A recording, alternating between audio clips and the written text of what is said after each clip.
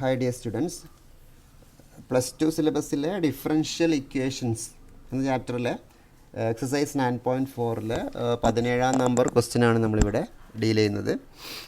Find equation of A curve passing through the point 0, -2 given that at any point xy on the line product of the slope of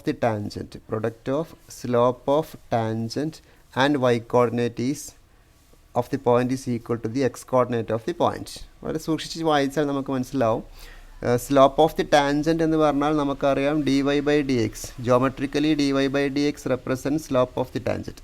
slope of the ടാൻജൻറ്റും y കോർഡിനേറ്റും, y coordinate എന്ന് പറഞ്ഞാൽ y തന്നെ, yയും slope of the ടാൻജൻറ്റും multiply ചെയ്താൽ that is equal to x coordinate of the point, x നിന്ന് കിട്ടും.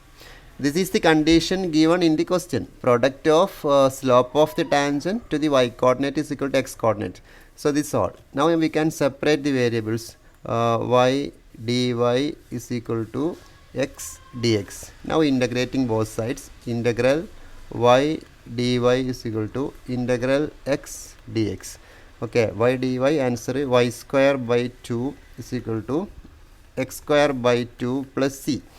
ഈ സി കാണാനുള്ള ഒരു ഇനീഷ്യൽ കണ്ടീഷനാണ് ഇവിടെ തന്നിരിക്കുന്നത്. 0, 2 passing through the point 0, 2 means when x is equal to 0 we can put y is equal to -2.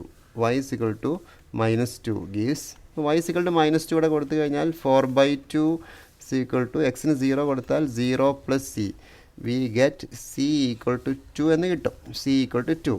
So our final answer is this one, number 1. Therefore 1 gives what?